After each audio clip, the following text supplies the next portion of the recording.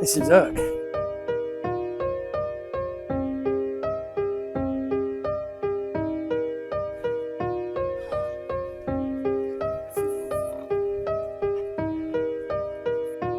Hello there, this is the 10 walks that explain everything. This is Nicholas Walton in a place called Urk. I'm on the first walk out of the 10 walks that explain the Netherlands. And this, I think, is one of the most extraordinary bits of the Netherlands and so undervisited.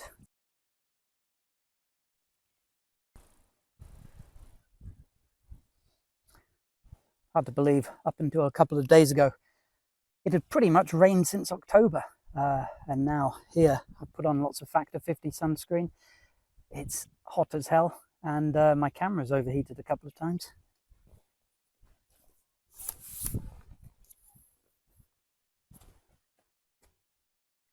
I've walked from a place called Emmeloord out there to the sea, several kilometres overland, and then along this dike, and I'm now in the fishing community of Urk, one of the, I would say, most singular places here in the Netherlands. Now, the reason why I did this walk is partly to explain, the geographical side of the Netherlands. Flevoland is entirely reclaimed from the sea. So what I walked across, all the way from Emmeloord to the coast and to the edge of this little town, was reclaimed land. Some of it beautiful, some of it full of potatoes and tulips and things like that. And lots of seabirds on the edges of it next to those big wind turbine farms. The one bit of Flevoland that wasn't reclaimed is the bit behind me. This is the fishing village of Urk, which always was very isolated. People would still say it is very isolated even today. It's got a very different view. It tends to be quite distrustful of outsiders and the ideas that they bring with it. So these two things really illustrate the two aspects of the Netherlands that I want to get over. One of which is the kind of communalism, the sense that they're all in it together, the sense that you only do things like keep the sea out if you all pull together, if you plan big projects like the dikes and draining of land. After all, a third of the Netherlands is actually below sea level. So all of those big cities in North and South Holland, in the Randstad, are going from Amsterdam down to Den Haag and Rotterdam, and all the little towns all the way out to Gouda. That is all below sea level. So you have that communal aspect. So everyone really has to get on. But then there is also this other sense of hyper-individualism, is probably the best way of saying it. Dutch people don't like to be bossed around. They like to be respected for who they are, what they do, and do things their own way.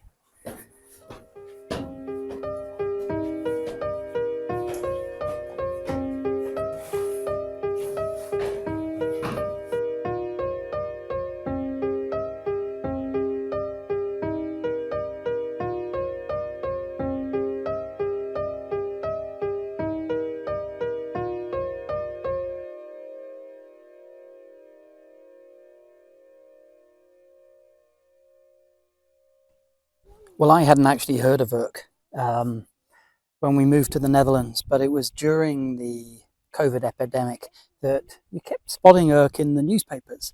And again, it was this sense that it wanted to do things its way.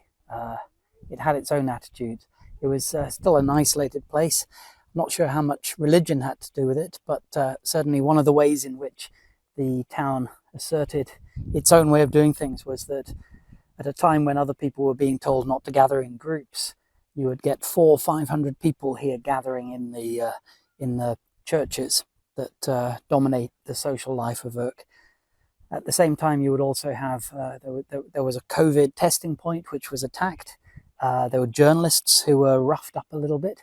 It just seemed as though this was a place doing things its own way, and because of all of that, it really came to me to represent the other side of the Netherlands, the bit that people never quite understand, the bit that was so different from what people had really got used to, and the brand that the Netherlands projects overseas, that it was always going to be blindsided by peculiar bits of news, such as the 2023 election with Geert Wilders doing so well.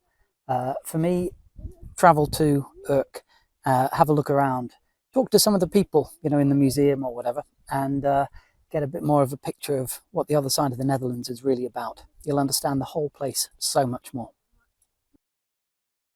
You can see this kind of plain-speaking, self-confident obstinacy all over the Netherlands, not just in Urk. You can also see it in some of the country's most prominent and noisy politicians, not just Geert Wilders, the populist anti-immigrant politician who's done so well recently.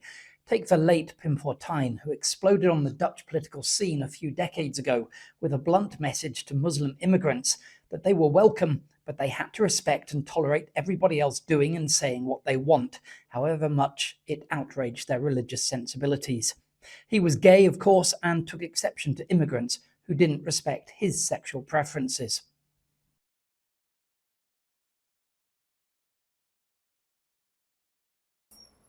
Now, as I walk along on the streets of Urk, eating my extremely pink ice cream, let's talk about the way the Dutch like to be blunt about things. Now, the Dutch will tell you that, to a person, they like to be able to speak their minds.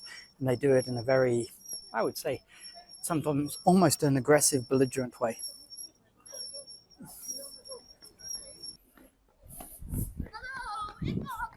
They almost take a perverse delight in telling you that they're outspoken and blunt and then being outspoken and blunt. I don't have a problem with this at all, because I see it as an expression of both the fact that they're from a community that everybody is allowed to have their own opinion. Everybody's allowed to say what they want, to dissent from whatever the views are that everybody else has. And at the same time, they're allowed to be individualistic. They're allowed to make up their own mind about things. Look back to the 17th century. Look back to when there were all different sects of Protestantism finding a home here in the Netherlands. They're allowed to get away with it because everybody respected everybody else to do so. This combination of bluntness and individualism, undercut by communalism, is for me the essence of the Netherlands, and it'll underpin all the videos that I'll be posting about the Dutch and their marvellous country. It was also at the core of the book that I wrote about the place, Orange Sky, Rising Water, where I have a bit more space to explain all this, hear from some remarkable people, and of course walk happily across islands, towns, cities, beaches, forests, and much, much more. I'll be posting videos accompanying all of those walks as I go. Thanks for watching, click on subscribe, and see you next time when I'll start my second walk across watery, beautiful Zeeland. Goodbye.